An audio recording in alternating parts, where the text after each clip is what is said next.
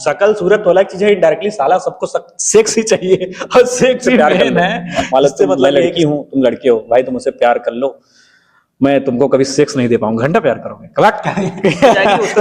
ये भी एक चीज साड़ी दिलाने में आपकी गांड फट के हाथ में चली आएगी, तब पता चलेगा साला लाइफ में कुछ किए होते, अपनी इज्जत बनाए होते, तो आप सबकी नजरों में इज्जत हमारी होती। लेकिन हम आशिक बन के रह गए, टैग लगाया साला ये लव मैरिज किया हुआ, ये किया हुआ है, औकात झांट भर ज्ञान फेल हो रहा है। मैं चाहता हूँ कि अगला प्रधानमंत्री मैं ही बन जाऊँ। राजा यादव, संजय यदुवंशी और स्वतंत्र यादव, इन तीनों में से सबसे अच्छा मतलब व्यवहार आपको किसका लगा? देखो मैं जन्म थार रॉक्स है, जॉब की तरफ जाना चाहिए या सोशल मीडिया की तरफ? पैसा कहाँ टाइम में जाता है? मैं डिपेंड करता है कि आप तो खरीद ही सकते हो। हर महीने एक अल्टो। नाम अपने ये। जिंदगी में सबसे ज्यादा स्ट्रगल क्या किया? स्ट्रगल तो देखो हमेशा ही रहता है, लेकिन स्टार्टिंग में कि पैसा कमाना है, उसके लिए क्या कर सकते हैं कि जैसे कोई भी काम करोगे तभी तो पैसा आएगा, और पैसा कोई हमेशा आना चाहिए। एक महीने आ गया, 2 महीने आ गया, तो वो बहुत टेम्परेरी चीज होती है। तो मतलब मैंने ये डिसाइड करने में मेरा सबसे ज्यादा स्ट्रगल था कि क्या किस चीज में बेस्ट हूँ। तब मुझे पता चला फिटनेस बेस्ट है, तो उसमें स्ट्रगल करते करते पहले आप क्या करते थे? पहले मैं फिटनेस वर्कआउट वगैरह करता था, लेकिन साथ में कोचिंग भी पढ़ाता था। कोचिंग? हाँ, 9, 10th, 11, 12th वालों को। मैं ग्रामर मुझे अच्छा आता था, तो मैंने कहा यहाँ से स्टार्ट करते हैं, थोड़ा बहुत अर्निंग होगी जिससे मैं घर वालों से पैसा ना मांग पाऊँ। मैं परिवार का बड़ा हूँ, समझ रहे हो, बड़ा बेटा होने का मतलब है जिम्मेदारी, हर चीज देखना है, घर बनवाना है, पापा को सपोर्ट करना है, पूरे परिवार को स्टेबल करना है, क्योंकि मैं बहुत ही लोअर मिडिल क्लास फैमिली से था, समझ रहे हो। तो इसीलिए कोचिंग पढ़ाना चालू किया कि ताकि घर से पैसा ना ले पाऊँ, और थोड़ा बहुत 8-10 हजार की अर्निंग होगी तो उसके साथ साथ अपने वीडियोज ही बनाना चालू करूँ। फिटनेस में आने का सबसे पहला टर्निंग पॉइंट क्या था आपका? देखो यार, सबको पता है कि मजबूत होना सबको पसंद है, ठीक है ना, कि कोई ऐसा नहीं लगता मैं सूखा रहूं, मैं ऐसे लोग बोले कि अरे बे तुम कमजोर हो, बहुत मरे टाइप के लग रहे हो, हड्डी दिख रही है। तो मैं बहुत पतला था, और हर पतला लड़के से तुम ही पतले हो, या कोई भी पतला रहेगा इस पूरी दुनिया में ना, वो सोचेगा कि मैं बस मोटा हूँ, तगड़ा हूँ, मेरी टी शर्ट टाइट हो। तो स्टार्ट हम लोग वैसे ही किए थे कि एक बार थोड़ा सा मोटा हो जाता हूँ, लेकिन जब वो एक बार बॉडी बनने लगी तो मजा आने लगा कि अरे यार ये तो बहुत बढ़िया चीज है, बॉडी बन रही है, हेल्थ भी अच्छा है, और इसमें करियर भी बना सकते हैं। 90% जिम जाते हैं जो लोग, वो सबसे बड़ी गलती क्या करते हैं? देखो गलतियां तो बहुत सारी होती हैं, लेकिन उनको जल्दी बॉडी बनाना होता है। तो कभी भी आप जल्दी के चक्कर में पड़ेंगे ना, तो आप नेचुरल बॉडी नहीं बनाएंगे। आप बहुत सारी गोलियां, दवाइयां, पाउडर्स, फालतू चीजों में पैसा खर्च करेंगे और मेहनत पे ध्यान नहीं देंगे, सही दिशा में ना वर्कआउट कर पाएंगे ना डाइट कर पाएंगे। तो 90% लोगों को मैं देखता हूं कि उनको शॉर्टकट चाहिए। 9 महीने में बच्चा पैदा होता है, लेकिन यहाँ बॉडी लोगों को 2 महीने में चाहिए, 1 महीने में चाहिए, कुछ लोग को 15 दिन में बॉडी चाहिए। अब बताओ, ये पॉसिबल तो है नहीं। लेकिन लोग 90% गलती करते हैं, जिसकी वजह से उनको या तो चोट लग जाएगी, या तो इंजरी हो जाएगी, या तो कुछ ऐसी चीज अपने बॉडी में डालेंगे जिससे उनको बीमारी हो जाएगी, और पूरे जीवन वो बॉडी तो बना नहीं पाएंगे, लेकिन अपने आप को बीमारी में डाल देंगे, मुसीबत में डाल देंगे। अगर आपका छोटा भाई स्टेरॉइड लेना चाहे तो आप उसे क्या सलाह देंगे? मैं तो कहूंगा कभी मत लो स्टेरॉइड भाई, क्योंकि स्टेरॉइड क्यों लेना? अगर फिटनेस के लिए कुछ कर रहा है बंदा, अगर कोई भी फिटनेस के लिए कर रहा है, तो जब अगर आप अपने बॉडी में स्टेरॉइड डालेंगे, स्टेरॉइड क्या होता है जानते हो?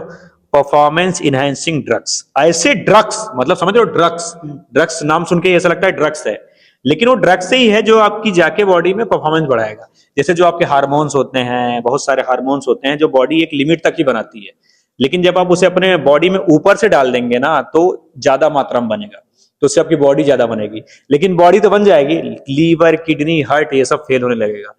तो मैं अपने भाई को यही कहूंगा, या कोई भी मेरा भाई हो जो लोग देख रहे हैं, मैं उनसे कहना चाहूंगा बॉडी बनाओ नेचुरली, ताकि तुम्हारा internal organs, liver, kidney, heart भी अच्छा रहे, और तुम लंबे समय तक जवान रहो और अपने जीवन को स्वस्थ तरीके से जी पाओ। क्योंकि स्टेरॉइड लोगे ना, बीमार हो जाओगे आगे चल। मैं जिम फिटनेस कोच से मिला, कई फिटनेस कोच से, उनसे अगर पूछूंगा कि अगर आपका छोटा भाई स्टेरॉइड लेना चाहे तो क्या सलाह देंगे, वो बोलते हैं कि दारू गांजा पीते हैं, उससे तो अच्छा है स्टेरॉइड लेना। तो मैं सलाह दूंगा कि स्टेरॉइड लें, अगर जीतना है तो स्टेरॉइड लें। तो उस पर आप क्या कहेंगे? ऐसी जीत का क्या फायदा कि आगे चल के आपको बीमार कर दे? ये 2 कौड़ी की जीत है। मतलब या मैं बोलूं कि ठीक है, एक ऐसा घोड़ा है जिसके मैं पिछवाड़ी में इंजेक्शन मारूंगा, वो रेस जीत जाएगा, उसके बाद मर जाएगा।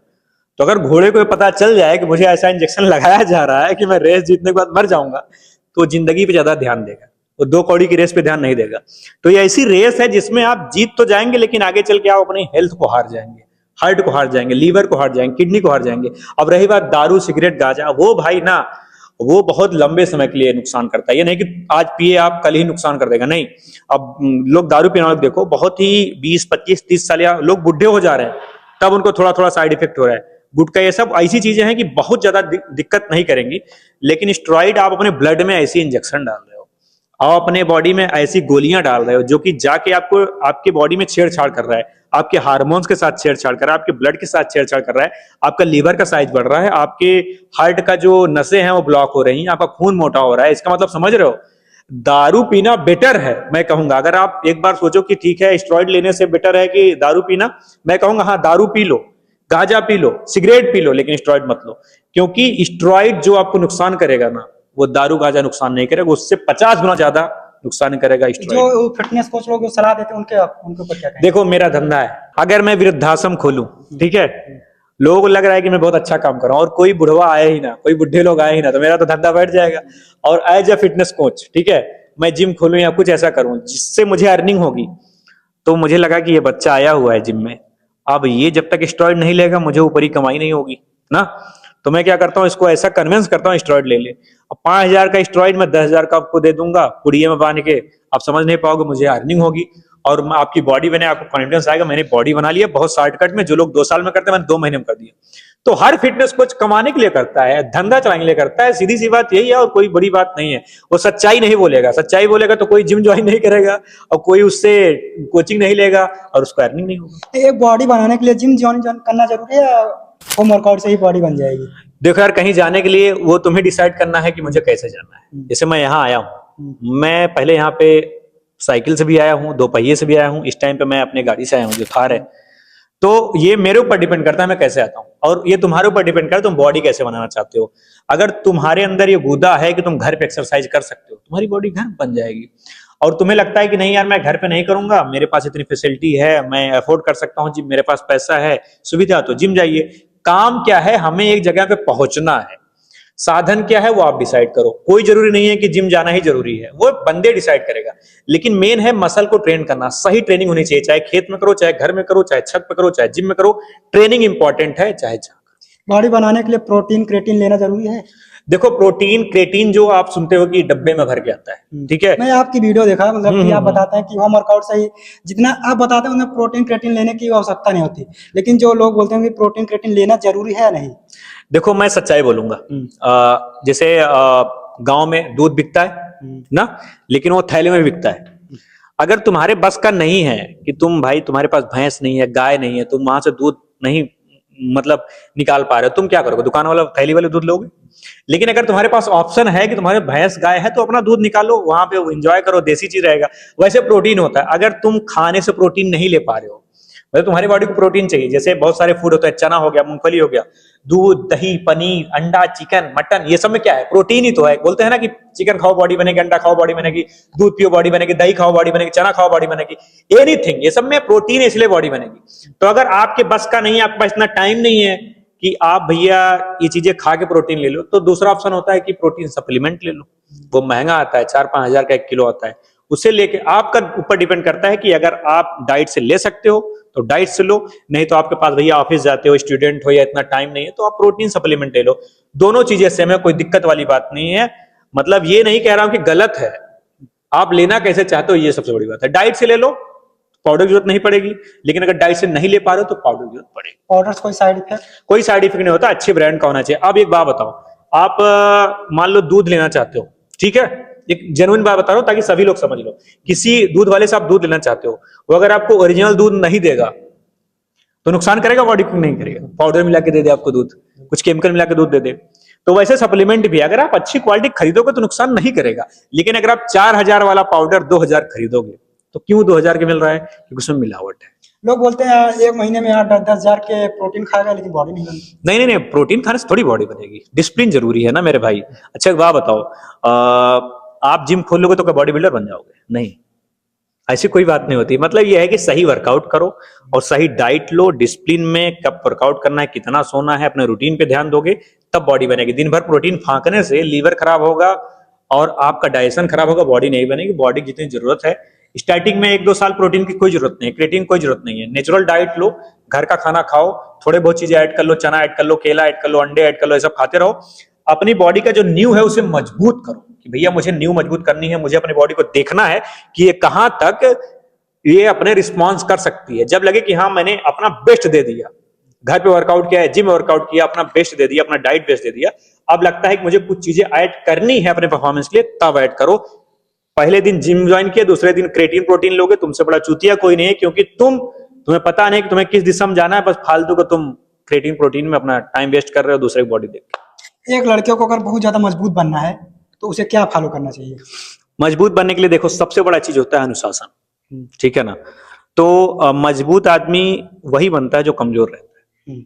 तो कमजोर हो आप, प्लस पॉइंट देखो कि मुझे क्या चीज करनी है, वर्कआउट करना है। जैसे आप पहले 5 kg उठा रहे हो, अब आप 7.5 kg नहीं उठा रहे हो, तो आपको गोल होना चाहिए मुझे 7.5 kg उठाना है।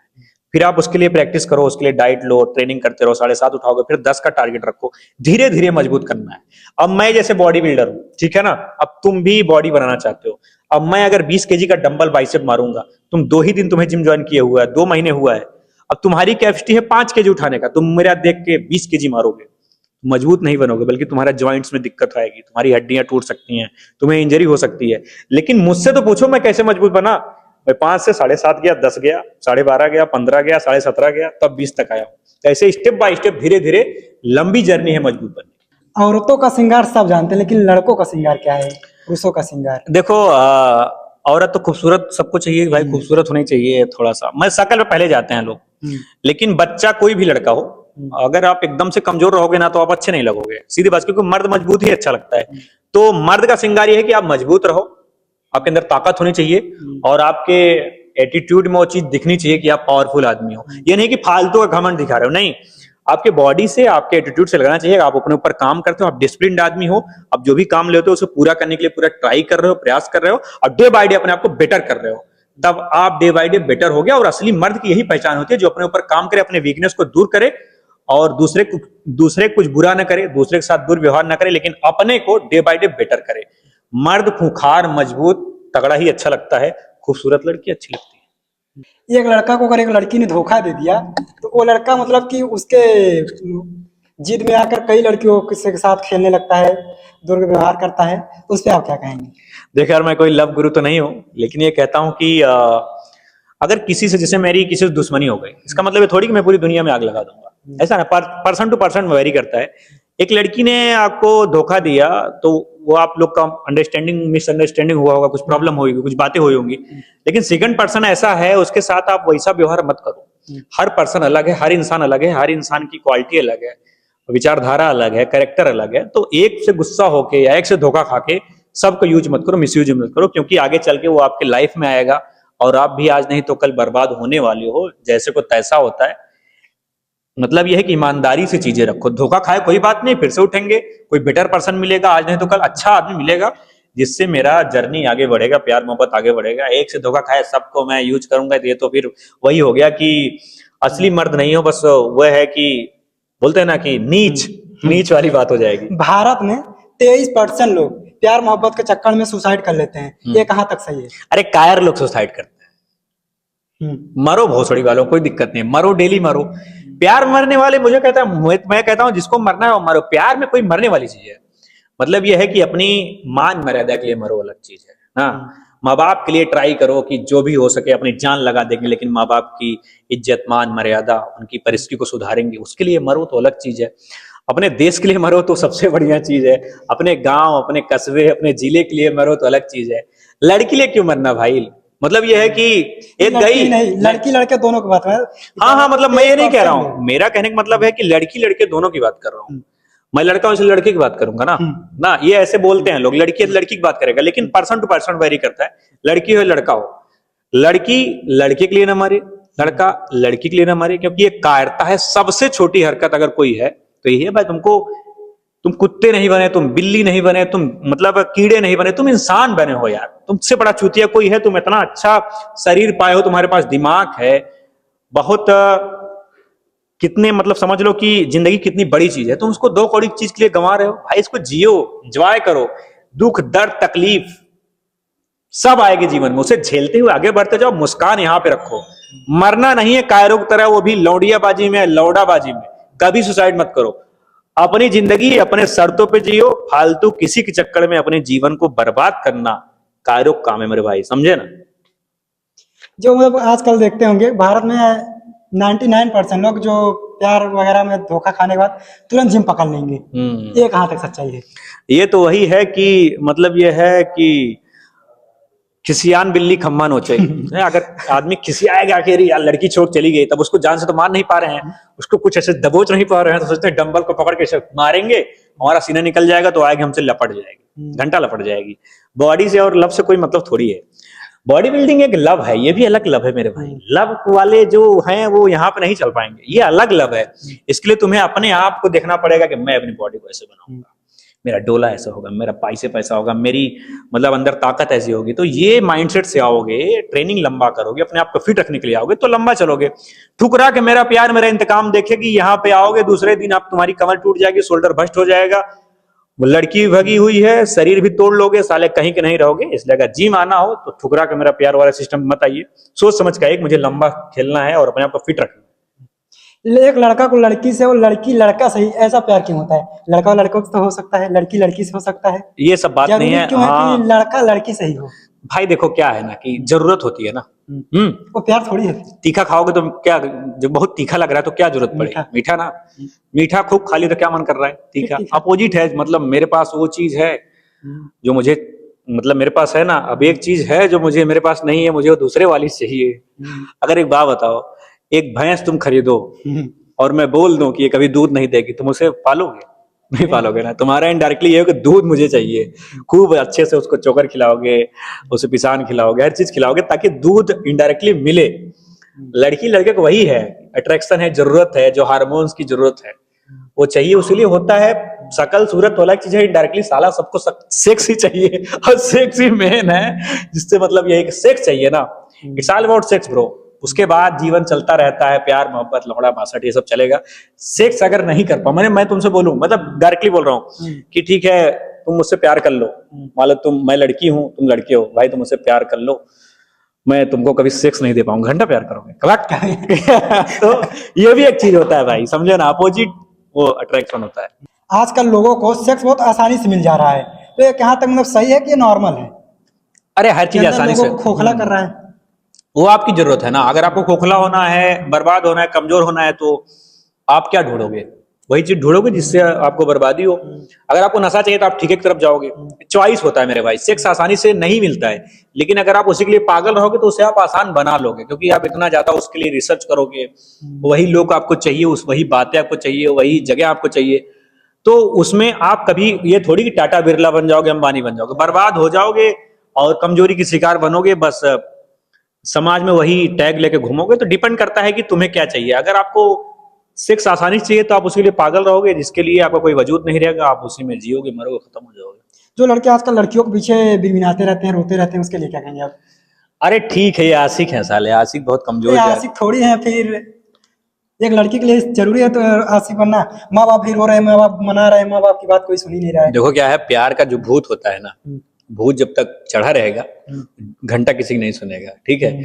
तो धोखा खाना जरूरी है, जब तक उसे ठोकर नहीं लगेगा, उसके गांड पे लात नहीं पड़ेगी और उसकी औकात उसको नहीं दिखेगी, तब तक वो भागेगा, ठीक है ना। बिल बिलाते हैं लोग, नया नया जवानी रहती है, अरे अरे हम कहीं चाहे लड़की चाहे मिल जाते, अरे ये हो जाए, घंटा नहीं हो पाएगा। 1 साल शादी हो जाएगी, उसका चूड़ी साड़ी दिलाने में आपकी गांड फट के हाथ में चली आएगी, तब पता चलेगा साला लाइफ में कुछ किए होते, अपनी इज्जत बनाए होते, तो आप सबकी नजरों में इज्जत हमारी होती। लेकिन हम आशिक बन के रह गए, टैग लगाया, साला ये लव मैरिज किया हुआ, ये किया हुआ है, औकात झांट भर, ज्ञान पे लो रात भर, वही वाला सिस्टम हो अगर जाएगा। लाइफ में क्या करना चाहिए? अगर प्यार कोई लड़का प्यार में पड़ा है तो पहले प्यार देखना चाहिए, करियर इंपॉर्टेंट क्या है? जो डिपेंड करता है भाई, अगर आपका प्यार बहुत सच्चा है, लड़की बहुत सच्ची है, आपका पार्टनर में उद्यम है, वो क्वालिटी है, तो प्यार के लिए जाओ। भरोसा कैसे करें? नहीं, वो तो खुद आप डिसाइड करोगे ना, मैं कह रहा हूँ आप खुद डिसाइड करोगे ना, वो मैं कौन होता हूँ बोलने वाला। अगर आपको लगता है लड़की सही है तो लोग मर ही रहे हैं, आपको आपने बोला ना मर रहे हैं, लोग मर ही रहे हैं, 23% लोग मर रहे हैं। हाँ मर रहे हैं, तो मरे वो जाए भाड़ में जाए। लेकिन मेरी जो पर्सनल आप बात पूछेंगे तो मैं कहूंगा कि अगर जिस लड़की को आप पटाने के चक्कर में पड़े हुए हो, जब मैं पटाने के चक्कर में पड़ा हूँ, वो मैं उसके लिए कुत्ते की तरह दौड़ रहा हूँ, ठीक है ना। एक आईएएस से वो 2 मिनट, हाँ, एक आईएएस से वो 2 मिनट में शादी कर लेगी, एक बड़े आदमी से 2 मिनट में शादी कर लेगी। खान सर ने एक बात बोला था, जिसके पीछे तुम गांड पीछे घूम रहे हो, सलमान खान उसे 2 मिनट में पटा लेगा, समझे ना। तो पहले औकात बनाओ, क्वालिटी बनाओ। लेकिन ये नहीं, अगर सच्चे आदमी से आपका प्यार हुआ है, लगता है कि उसने बहुत सपोर्ट किया हुआ है, वो आपको समझाती है चीजें, तो ट्राई करो कि वो भी मिल जाए और करियर भी हो जाए। बहुत सारे लोग बैलेंस चीजें रखते हैं, लेकिन कुछ लोग बस वही चाहिए, तो वो आपको बर्बाद करेगा भाई, क्योंकि आपके पीछे आपका परिवार है, माँ बाप है, आपका पूरा जिंदगी है, तो वो भी ध्यान देना जरूरी है। सिर्फ लड़की से हर चीज नहीं मिलेगी। अगर एक लड़के को बहुत बड़ा मिसाल, एकदम बहुत पावरफुल बनना है, बहुत ज्यादा बड़ा बनना है, तो उसको क्या है, एक चीज क्या करना चाहिए? एक चीज बताओ, हम्म, जितने लोग बड़े बने हैं किस लिए बने? अपने काम से बने हैं ना। विराट कोहली क्या करता है? बिल्कुल। क्रिकेट खेलता है, ठीक है ना। और तो एक काम ऐसा करो जो कि उस काम को बहुत बड़ा बनाओ, आपका काम ही आपको बड़ा बनाएगा। बड़ा बाल रखने से, बड़ा छाती लेके घूमने से या बड़ी गाड़ी से आप बड़े नहीं बनोगे। तुम्हारा काम कितना बड़ा है मेरे भाई। बहुत सारे डॉक्टर घूमते रहेंगे मार्केट में, जो डॉक्टर का काम बहुत तगड़ा रहेगा, जो डॉक्टर इलाज अच्छा करेगा, वो बड़ा बनता जाएगा, डे बाय डे उसकी डिमांड बढ़ती जाएगी। तो कोई भी एक काम जो तुम कर सकते हो लंबे समय तक, उसको बहुत ऊंचे लेवल पर ले जा सकते हो, वो तुम्हें बड़ा बनाएगा। और एक बार तुमने अपने काम को बेटर बना लिया ना, तो तुम कहां से कहां तुम्हारी औकात बढ़ जाएगी, तुम्हारी चीजें बढ़ जाएंगी। बात ही अलग है। काम करो और अपने काम को उस लेवल पे ले जाओ जिस लेवल पर आज तक कोई लेके गया नहीं। आप अखिलेश यादव से मिले, आपको राजनीति में तो जाने का इरादा नहीं है? मैं चाहता हूं कि अगला प्रधानमंत्री मैं ही बन जाऊं। आप- देखो यार, सच्चाई बात है, किसको नहीं पसंद है विधायक बनना। बिल्कुल। मैं झूठ नहीं बोल सकता। आपका इरादा क्या है? हाँ, मेरा इरादा यह है कि अगर मौका मिलेगा तो कभी लड़ जाऊंगा, चाहे मुझे बीजेपी से ही टिकट अंदर मिल जाए, अंदर इच्छा चाहे है। समाजवादी से टिकट मिल जाए, कोई भी पार्टी हो, मुझे क्या उसके डिपेंड है। मैं आगे बढ़ने के लिए ये सब अगर मौका मिलेगा तो कर लूंगा। लेकिन सच्चाई बात है, अखिलेश भैया से इसलिए मिला क्योंकि मौका मिल गया। भाई योगी जी से मौका मिलेगा, उनसे भी मिलूंगा, क्योंकि बड़े लोग हैं, उनसे सीखने को मिलता है, माहौल समझने को मिलता है कि किस तरीके से वो आगे बढ़े हुए हैं, क्या बोलने का तरीका है। जब तक आप समाज में, उस समाज में जाओगे नहीं, सीखोगे कैसे। मैं उनसे गया था मिलने के लिए ताकि माहौल समझूं, चीजें समझूं। अगर इनडायरेक्टली मुझे कभी ये लगे कि मुझे राजनीति में जाना है तो कितना स्ट्रगल है, कितना क्या चीजें हैं, तो वहां पे मैं सिर्फ गया था एक्सपीरियंस लेने, सीखने, समझने। मुझे अभी कोई इंटरेस्ट नहीं है राजनीति में। अगर सच्चाई बताऊं, मुझे अपने काम पे ध्यान देना है और राजनीति से मैं बहुत दूर रहता हूं। लेकिन मौका मिले किसी ऐसे आदमी से मिलने से जो भाई देश का एक बड़ा नाम है, बड़ा चेहरा, तो आप भी मिलोगे, मैं भी मिलूंगा, कौन नहीं मिलना चाहेगा। अभी अखिलेश भैया आपसे मिलना चाहेंगे, आप भागोगे? मिलोगे ना। कोई भी मिले भाई, बड़े लोग हैं, अपने देश के बड़े लोग हैं, चाहे योगी जी हो गए, चाहे अखिलेश भैया हो गए, चाहे मोदी जी हो गए, जो बड़े लोग हैं, अगर मौका मिलेगा क्यों नहीं मिलूंगा। उससे मुझे पर्सनल थोड़ी कुछ है, मेरा ये लगे कि भाई मुझे एक्सपीरियंस लेना है, मुझे आगे बढ़ना है, तो मिलूंगा। आप राजा यादव से ही ज्यादा मिलते हैं, अभी तक के कोई किसी सेलिब्रिटी से या किसी इन्फ्लुएंसर से नहीं मिलते। ज्यादातर आप अगर देखें तो वीडियो वगैरह में आप सिर्फ और सिर्फ टाइगर राजा यादव से मिलते हैं, इस पे क्या? उसका नाम है बिहारी टार्जन। वो मेरा भाई है छोटा, तो हम लोग का बॉन्डिंग है जैसे as a creator, as a brother, plus भाईचारा अच्छा है और बॉन्डिंग हम लोग की अच्छी है। तो जब भी मुझे टाइम मिलता है या उसे टाइम मिलता है तो हम लोग मिल लेते हैं। और भाईचारा एज ए फैमिली है, जैसा समझ रहे हो। हम लोग अपने फायदे के लिए नहीं मिलते, बस इंजॉय करने के लिए, हंसी मजाक ये सब करने के लिए। आप वीडियो जो बहुत कम देखते हो, वैसे तो हम लोग बहुत सारी चीजें करते हैं कि जो एक दोस्त एक भाई आपस में मिलकर करते हैं। हम लोग घूमते हैं, हंसी मजाक करते हैं, एंजॉय करते हैं, पार्टी करते हैं, तो वो चीज है, एक फैमिली मेंबर जैसा है, इसलिए मिलता हूँ। राजा यादव, संजय यदुवंशी और स्वतंत्र यादव, इन तीनों में से सबसे अच्छा मतलब व्यवहार आपको किसका लगा? देखो, मैं जनरली बताऊं तो राजा से मेरा ज्यादा बॉन्डिंग है, क्योंकि हम लोग ज्यादा मिले हैं, ज्यादा हम लोग एक दूसरे को क्लोज हैं। जिस आदमी से ज्यादा मिलोगे उसी से तो क्लोजनेस बढ़ेगी, उसी से तो मतलब आप खुल पाओगे। तो राजा से भी मैं एकदम ओपन हूँ, हर चीज में हम लोग हर तरीके से बात कर सकते हैं। और स्वतंत्र से भी मेरा अच्छा बॉन्डिंग है, क्योंकि हम लोग भी कई बार मिले हैं। और संजय भाई से मैं 2 बार मिला हूँ, लेकिन फिर भी वो भी लड़का बहुत अच्छा है भाई। ये जो सोशल मीडिया जाता था, देखते हैं एटीट्यूड, ये सब। अरे एटीट्यूड का कुछ नहीं है भाई, उसे दिखाने का तरीका होता है। आप कुछ भी चीज, मैं आपको कुछ बोल रहा हूँ और आप उसे एडिट करके कुछ भी तरीके से डाल दो, और इतनी भीड़ रहती है, चीजें हैंडल करने में सबके बस का बात नहीं है। और सोशल मीडिया पे पॉजिटिव को नेगेटिव दिखा सकते हो, नेगेटिव को पॉजिटिव दिखा सकते हो। बाकी रियल लाइफ में उसने बहुत मेहनत किया हुआ संजय ने। एक छोटे से आज उसने घर बनाया हुआ है, नाम हासिल किया हुआ है, स्ट्रगल किया हुआ, माँ बाप का और उनके प्राउड कर रहे हैं, और अपने जिले का नाम रोशन कर रहे हैं, उत्तर प्रदेश का नाम रोशन कर रहा है। और क्या चाहिए। आप ये सब छोटी मोटी वीडियो के चक्कर मत पड़िए, देखिए उसने कहां से कहां वो पहुंचा है। कोई लड़का अगर मिडिल क्लास एकदम जीरो से स्टार्ट करना चाहे किसी भी फील्ड में, तो उसे सबसे पहला काम क्या करना चाहिए? पहले ये करना चाहिए कि मैं करूंगा क्या ना। कुछ भी फील्ड आपको डिसाइड करना है, फील्ड पर पकड़ो, ठीक है। अगर कोई भी फील्ड हो, मान लो मैं अपनी बात करूं, मुझे फिटनेस पे ही काम करना है, तो मुझे पहले ये ध्यान देना चाहिए कि फिटनेस में अगर मुझे आगे बढ़ना, तो मुझे फिटनेस का पहले नॉलेज होना चाहिए। तो मैं पहले सीखने का प्रयास करूंगा, और जितना सीखूं उतना मैं अप्लाई करता जाऊं अपने लाइफ में। जैसे मैंने स्टार्ट किया तो मुझे जितना आता था मैं उतने वीडियोज बनाता था, और उसके साथ साथ अपने ऊपर काम करना। तो काम करते रहो, सीखते रहो, धीरे धीरे अपडेट करके आगे बढ़ते रहो। कोई भी चीज हो, सिंगिंग ही कर रहे हो ना, तो पहले गाना सीखो, अपनी आवाज पे काम करो, ठीक है ना। उसके बाद जितना भी आपको आए कि हाँ इतना मैं अच्छे से गा सकता हूँ, उतना गाना बनाते जाओ।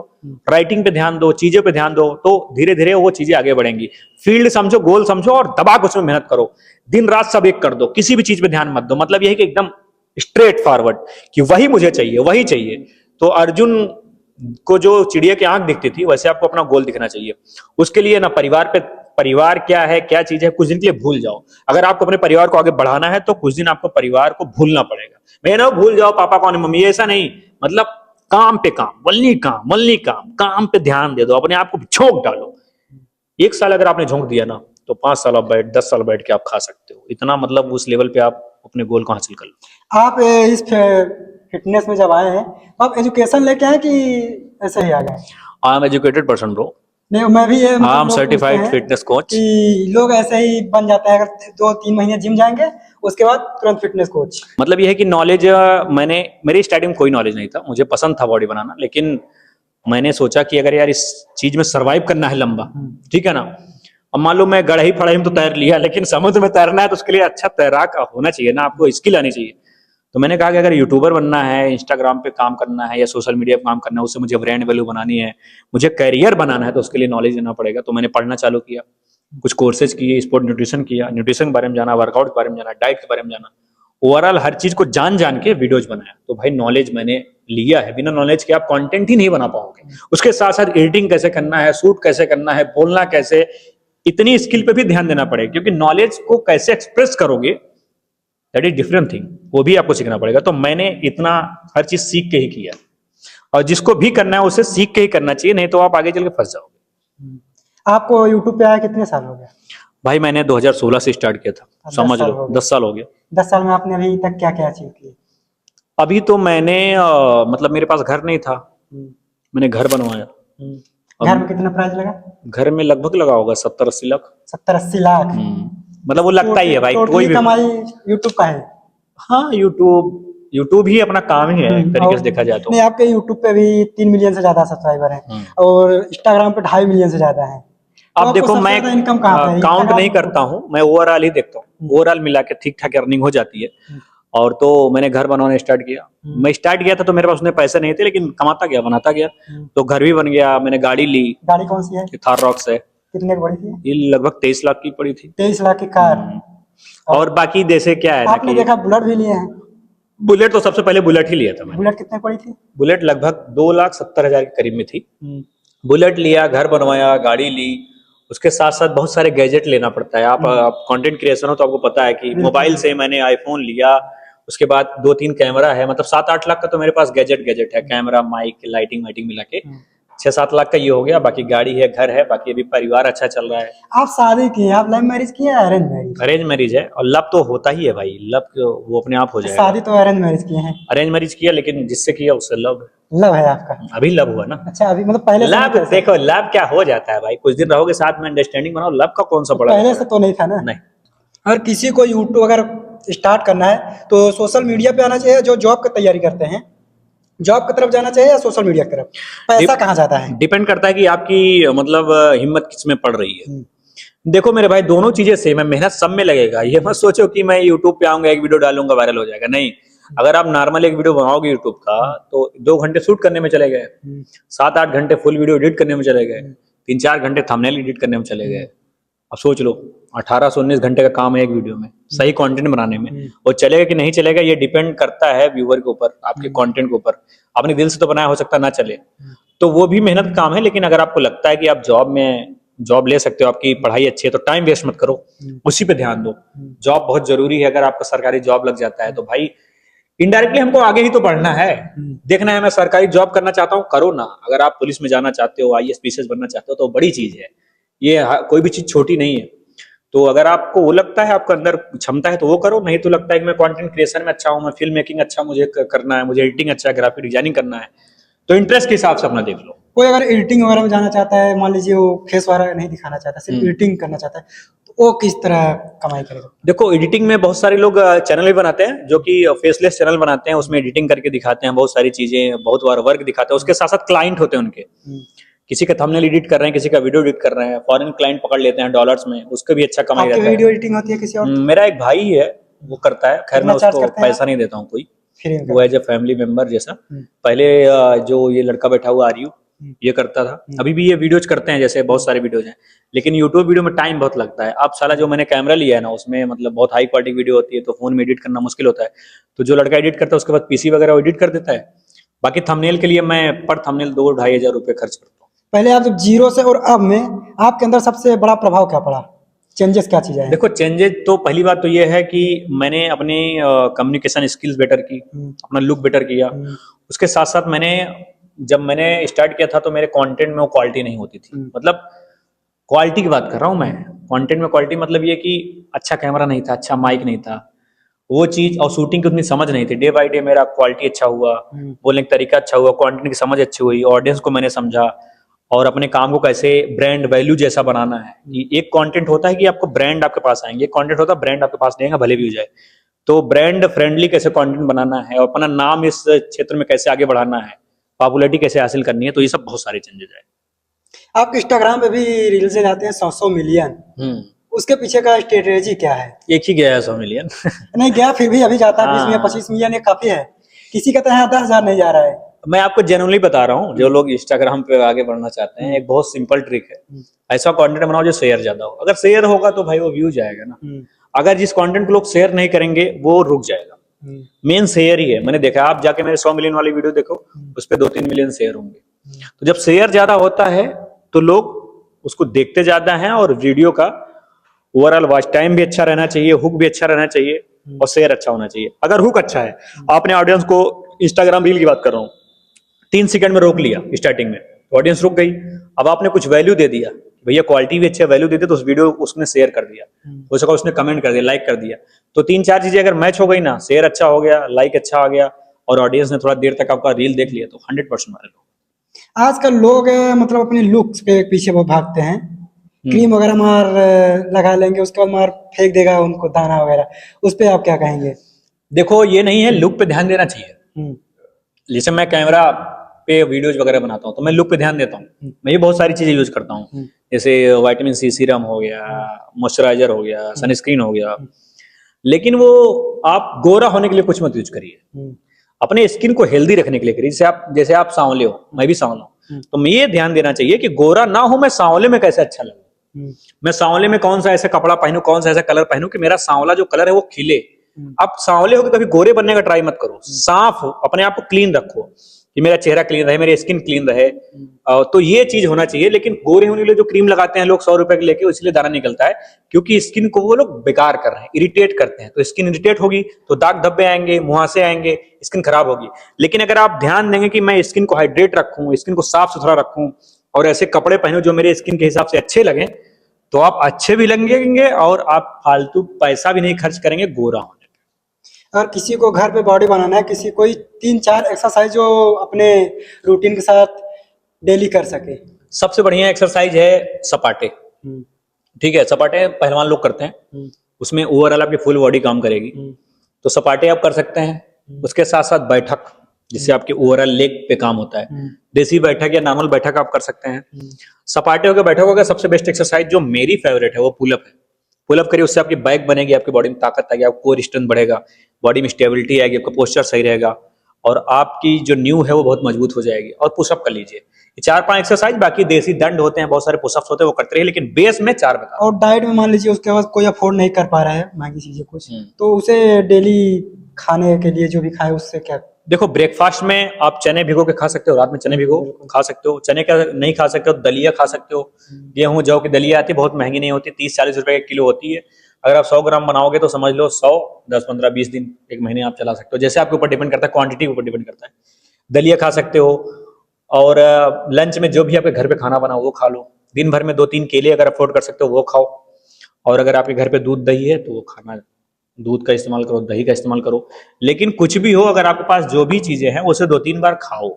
रोटी चावल ही है तब भी 2-3 बार खाओ, क्योंकि बॉडी को एनर्जी चाहिए। जब एनर्जी ही नहीं रहेगी तो आप एक्सरसाइज कैसे करोगे? तो जितना भी आपके पास है, टूटा सा टूटा चीज है, उसे 2-3-4 बार खाने का प्रयास करो। और चना 60-70-80 रुपए की देता है, चना खरीद लीजिए, मूंगफली खरीद लीजिए, ये सब खाइए ताकि प्रोटीन मिले, बॉडी मजबूत रहे। एक लड़के को कितने दिन में मतलब मेहनत करने में बॉडी बन जाती है? बहुत लोग जाते हैं 2-3 महीने बॉडी जिम करेंगे, उसके बाद अपने आप को शेर समझने लगेंगे। देखो, शेर समझना जरूरी है। अगर बॉडी बन के शेर समझना जरूरी है। 2-3 महीने में कैसी बॉडी बन नहीं तो समझो ना, देखो डिपेंड करता है कि अगर आप वर्कआउट करते करते मर जाओगे तब भी आपकी बॉडी नहीं बनेगी, लेकिन अगर आप चाहोगे तो आपकी 1 साल में भी बॉडी बन जाएगी। अब बहुत सारे लोग क्या है, 15 दिन जिम गए, 5 दिन भाग गया, मौसी क्या, 5 दिन लौंडियाबाजी में पड़े गए, 5 दिन छोड़ दिए, बकचोदी करने लगे। तो 1 साल कंटिन्यू मेहनत करिए, वर्कआउट हफ्ते में 4-5 दिन वर्कआउट करिए और डाइट पे ध्यान दीजिए। तो 1 साल अगर आप ऐसे करेंगे डिसिप्लिन में तो 100% आपकी बॉडी बनेगी। लेकिन अगर आप बीच बीच में छोड़ते जाएंगे तो आप कभी बॉडी नहीं बना पाएंगे। आपकी अभी यूट्यूब से एक एवरेज इनकम कितनी हो जाती है? यूट्यूब से तो यार अभी मैंने इंस्टा पे फोकस कर दिया, लेकिन यूट्यूब मेरा मेन है तो यूट्यूब सोशल मीडिया का एक एवरेज इनकम। सोशल मीडिया का अभी एवरेज इनकम की बात करूं तो अभी प्रेजेंट टाइम में मैं हर महीने अल्टो तो खरीद ही सकता हर महीने एक हूं। अल्टो? नॉर्मली अल्टो भी लेना वो लोगों का सपना हाँ, होता मैं ऐसे बता रहा हूँ, अल्टो आ जाती है। बाकी कभी कभी कम भी होता है, जैसे वीडियोज नहीं डाल पाए, कहीं चले गए। स्टार्टिंग में मैंने स्टार्ट किया था तो 50,000 60,000 कमाता था। अभी ठीक ठाक कमाता हूँ क्योंकि बहुत काम भी करना पड़ता है और उसके साथ साथ खर्चा भी बढ़ गया है। अभी घर में मतलब कि जो पहले लोग जलते थे, इग्नोर करते थे, अब वो किस तरह से देखते हैं आपको? मुझे किसी से कोई शिकायत नहीं है, वो जलना उनका क्या है। मैं आपके वीडियो भी बहुत देख रहे थे कि जब आप पहले वीडियो बनाते थे कहीं भी खेत खलिहान में, तो उसमें मतलब बहुत लोग निगेटिव कमेंट करते थे। कोई भी काम करोगे मेरे भाई, तुम्हें खुद बोलते होंगे लोग, कुछ भी करोगे तो निगेटिविटी साथ में आएगी। और आप अपने आप को अगर बोटी बोटी काट के भी रख दोगे ना तो भी लोग पॉजिटिव, कुछ लोग बोलेंगे, कुछ लोग निगेटिव बोलेंगे। तो ये निगेटिविटी चलती रहती है। मैंने जब स्टार्ट किया था तो बहुत सारे लोग मजाक उड़ाते थे, क्योंकि मेरे गांव में या क्या अभी जहां मैं हूँ वहां बहुत कम लोग हैं जो सोशल मीडिया से पैसा कमाते हैं। तो जब मैंने 2016 में स्टार्ट किया होगा, सोचो क्या। बहुत कम लोग अभी भी 10% हाँ, 2016 में तो कोई इसके बारे में जानता नहीं था कि अरे ये क्या खेत में वीडियो बना रहा है, क्या बॉडी बना रहा है, क्या फालतू टाइम वेस्ट कर रहा है। ये पढ़ने में इतना अच्छा था, मैं पढ़ाई में ठीक ठाक था, पढ़ने में इतना अच्छा था, कमाना चाहिए, इसको पढ़ना चाहिए, ये टाइम वेस्ट कर रहा है, बर्बाद हो जाएगा। तो ये सब चीजें गांव में बहुत बोलते थे लोग। आपको आइडिया कहाँ से आया कि यूट्यूब पर वीडियो बनाते हैं? देखो, मुझे आइडिया क्या कि पता चला कि सोशल मीडिया है और मुझे फिटनेस में इंटरेस्ट है, तो कहाँ मैं ये काम कर सकता हूँ। तो मुझे पता चला कि यूट्यूब है, पैसा अपने देख के वीडियो आए थे? नहीं वीडियोज डाल सकते हो आप। बस खुशी थी कि वीडियो मेरा डाल रहे हैं और लोग देख रहे हैं। मैंने देखा स्टार्टिंग में, आप देखोगे टीवी में लोग दूसरे को देखते हैं, हीरो हीरोइन, ये सब चीजें गांव में तो यही होता है। लेकिन यूट्यूब पे कोई तुम्हारा वीडियो देखे 2016 में, 2010 में, तो तुम्हें कितना प्राउड होगा कि मेरी वीडियोज लोग देख रहे हैं। तो इसलिए स्टार्ट किया था ताकि लोग मुझे देखें, मुझे भी जाने कि ये लड़का है, इसका नाम संतोष है। स्टार्ट वहां से हुआ था यार, लेकिन धीरे धीरे पता लगा कि इससे अर्निंग भी होती है, तो उस पर भी ध्यान देने लगे। तो पैसा तो पहला मोटिवेशन था, लेकिन सबसे बड़ा था कि मेरा काम लोग देखें। पैसा आने के बाद है कॉन्फिडेंस, मतलब कि आपके लाइफ में क्या चेंजेस आया सबसे बड़ी? पैसा आने के बाद कॉन्फिडेंस, देखो नहीं था जब पैसा आ गया। मेरा कॉन्फिडेंस कभी लो नहीं हुआ। अगर आपका कॉन्फिडेंस नहीं रहेगा ना तो आप काम को बेटर ही नहीं कर पाओगे, बड़ा ही नहीं कर पाओगे। जो लोग बोलते हैं कि पैसा आ गया तो कॉन्फिडेंस बहुत हाई है, ये कॉन्फिडेंस रहता है कि पैसा है। रिंकू सिंह की एक हाँ देखो, रिंकू सिंह जो भाई बोले थे कि पैसा आ गया, कॉन्फिडेंस हाई है, मैं बात मानता हूँ। लेकिन उनका मेन जो काम है वो क्रिकेट है। अगर वो क्रिकेट में वो गुदा ना रखते, उस क्वालिटी क्रिकेट ना खेलते, तो पैसा घंटा आता ना आता। तो मतलब अगर आपने काम को बेटर बनाया तो पैसा तो आएगा ही आएगा। और उससे कॉन्फिडेंस ये बढ़ता है कि हाँ, परिवार को कोई दिक्कत नहीं होगी, कि कोई बीमार होगा तो इलाज करवा लूंगा, कोई चीज है तो खरीद लूंगा। तो सेकेंडरी चीज होगा, कोई सुविधा आप खरीदेंगे, आप चीजें बनाएंगे, वो अलग चीज हो गया। लेकिन काम बेटर बना लिए ना एक बार आप, तो पैसा तो फॉलो करता है ना साला। पहले घर में वीडियो बनाने के लिए मना करते थे? मेरे घर वाले कभी मना नहीं किया, मेरे फैमिली वाले बहुत सपोर्टिव हैं। तो ये मुझे इसलिए कोई प्रॉब्लम नहीं सपोर्टिव होते तो शायद मैं ना बन पाता यूट्यूब। अभी प्राउड बहुत ज्यादा करते हैं नहीं घर में? क्या सोचते हैं आपके बारे हाँ, में? स्टार्टिंग से ही थे, क्योंकि मैं पढ़ने वढ़ने में अच्छा था, मेरी आदतें खराब नहीं थी, मैं अपने में ध्यान देता था, तो स्टार्टिंग से ही प्राउड थे। लेकिन अभी तो ज्यादा ही है कि भाई घर पे मैं पूरा घर मैंने ही संभाला हुआ है।